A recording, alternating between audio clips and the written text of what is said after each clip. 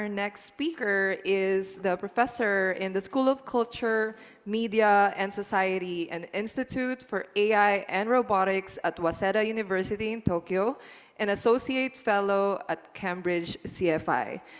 Everybody, please welcome Ms. Toshie Takahashi.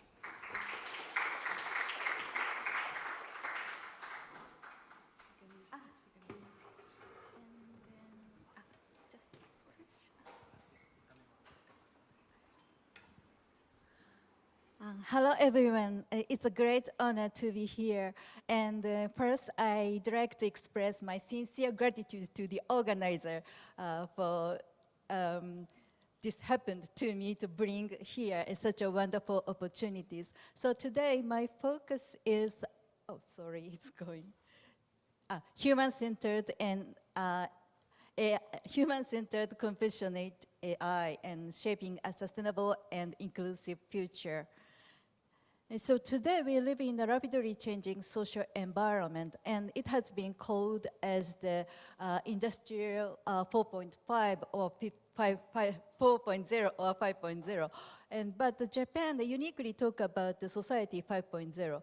And this is a reason why, because this is not only industrial revolution, but paradigm shift of the society.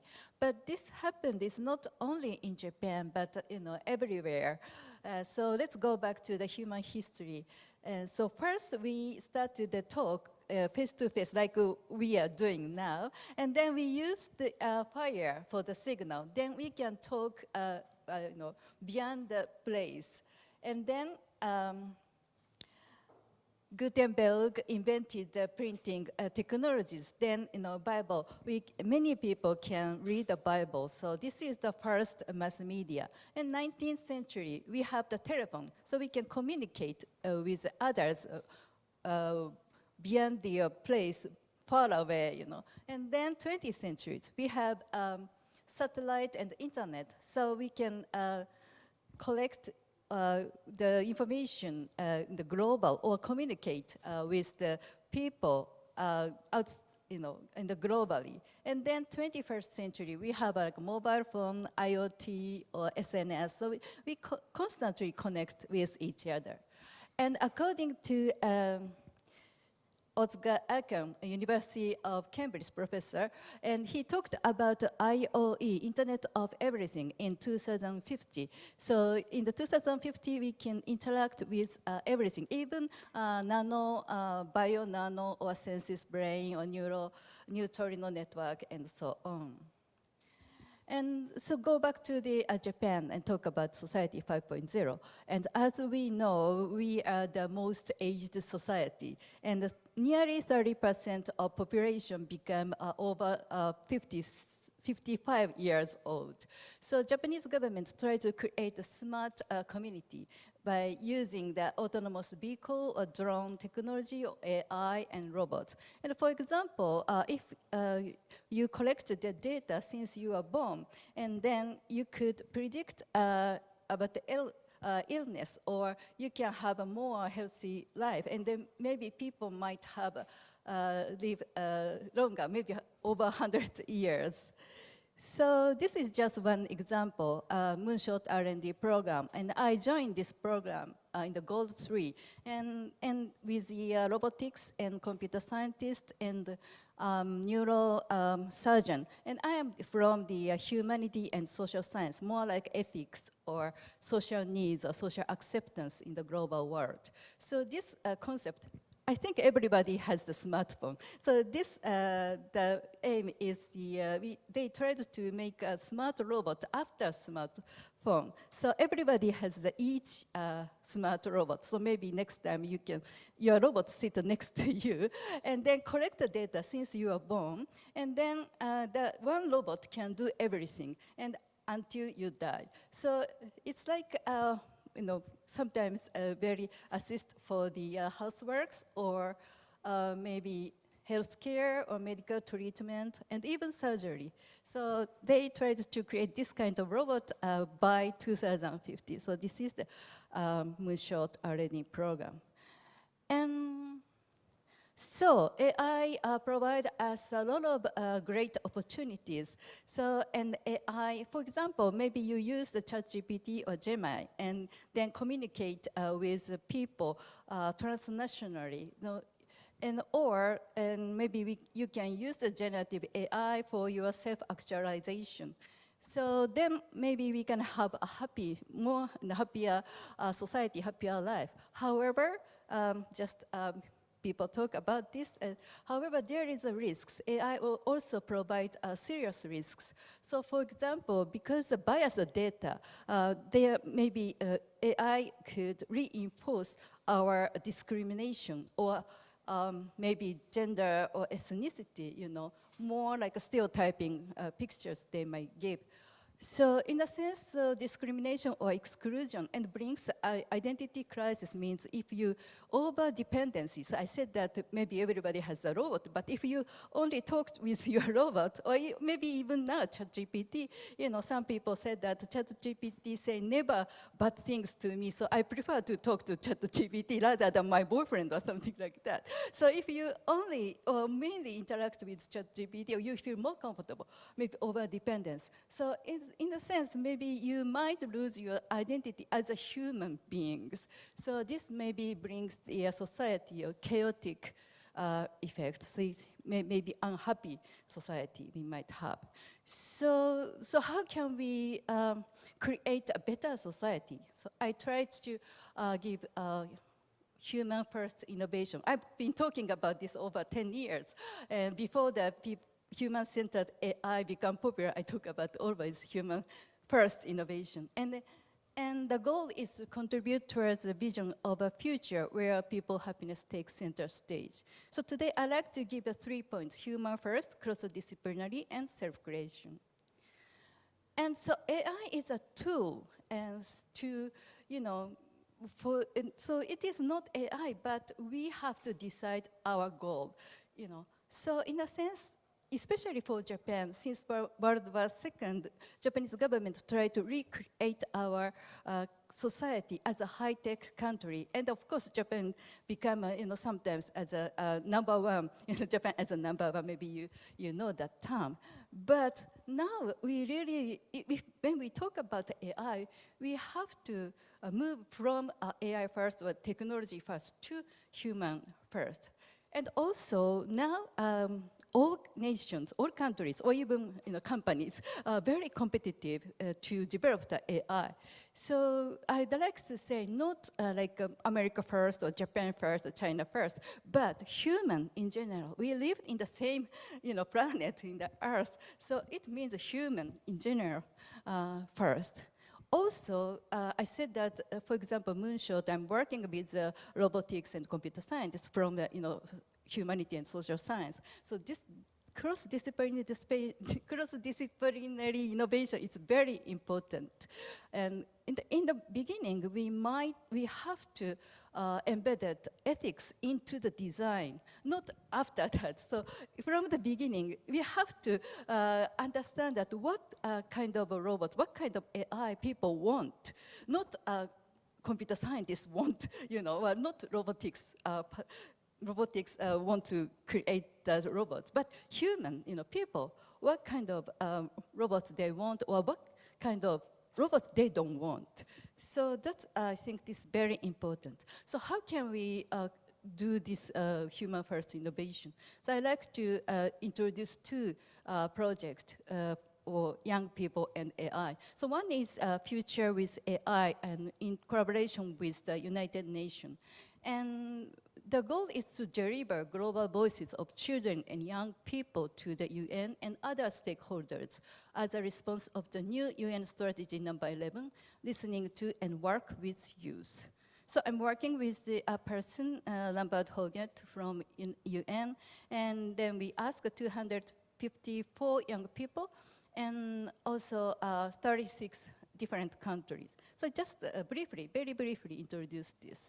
So perception of AI is very positive. Over 90% young people said, quite positive idea.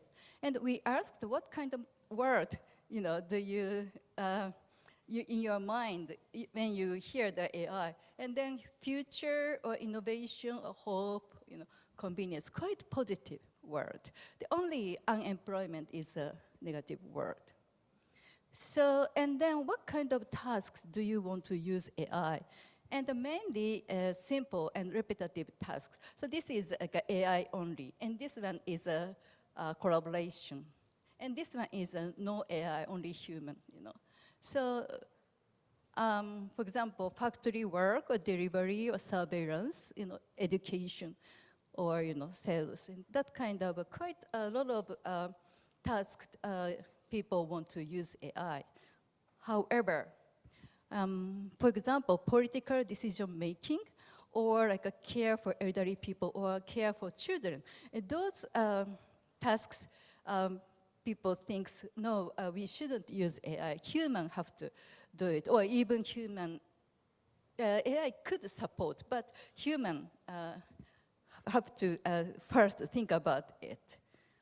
So, but then this survey is over 36 countries, but only the sample is 254. So I like to see the more cross-cultural differences and universalism. So next, I like to introduce the project Genzai. And this is, first we started with the Moonshot R&D program, the 3 countries, Japan, US, and UK. And then it expanded to more 9 countries like Chile, China, Singapore, Spain, Italy, and Estonia. And then we asked the same questions.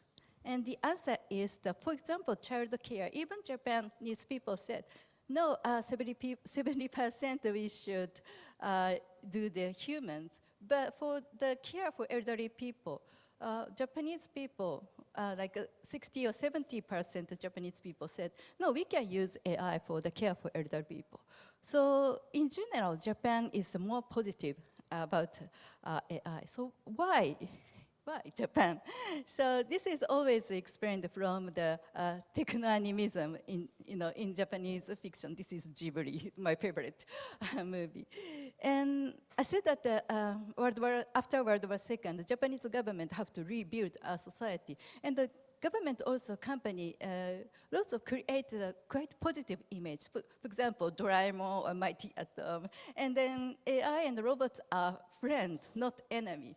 While mostly said that in the West, like a Terminator images, it's quite more negative, and maybe AI is an enemy, they might kill us or something. So it's quite different. But I like to add another explanation. It's more serious social issues which we have in Japan.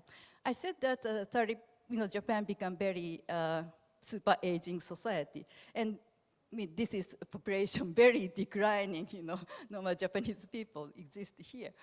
So I said not only fiction, but also non-fiction media, like a news documentaries talk about reducing the burden on carers or reducing the labor shortage. And so when I interviewed the young people, they also reflect the same reasons why they need AI for the care for elderly people. And for example, 14-year-old boy said that caring is pretty hard work, isn't it? If an AI could do it, I think it would eliminate stress and put a smile on everybody's face. And also, 18-year-old girl said that, I've seen articles in the news and stuff about carers being very tired. So I think if it gets easier and they can afford it, they will be able to think about the person themselves. So those kind of reasons, because not just, we love Doraemon, but also we have serious social issues we have to solve. So therefore, we like to have AI or robots in the care for elderly people or other areas. So, and then from the survey or other in-depth interviews, we created the ethical framework for the smart robot. But I don't have time, so I don't talk about it. And then, so I said that one of the measure is the unemployment. So the survey results also show that. And then Yuval Noah Harari, maybe everybody knows him. Yuval Noah Harari talked about the rise of the useless class. And he said that people will have to reinvent themselves again and again. So in response, a human-first AI society must create opportunities for people to reinvent themselves again and again. So finally, I can introduce the concept of self-creation. So this concept, I created my PhD from the London School of Economics. So this concept is people have to reflexively create and recreate themselves, and especially in the AI age, and for their self-actualization. And through interaction with people, other people, but also AI. And in order to maximize new opportunities I talk about, and the minimize risks I already talked about, and we must consider, discuss, and learn smart wisdom in the age of AI. So cultures also created, recreated through interaction of people. And the Stuart Hall talk about 3 modes of culture globalizations. So one is when a nation or a company dominates the world, so the world become very uniform and less diverse, that is cultural imperialism or cultural homogenization. But against the globalization or resistance and the rise of nationalism, then culture become more diverse, but people, countries or hate each other or fight each other. So if we want to create a sustainable, inclusive, and compassionate human-centered AI future, so we have to have the new cosmopolitan identities that we have to move forward with the interact with or cooperate or create a solidarity and a mutual understanding, and then we work together to solve the global issues. As I said, that if we use a generative AI, we can communicate. Even we can speak the same language. We can easily communicate together. So I think this is we need. So finally, so now we are in 2025, and we are in the edge of chaos.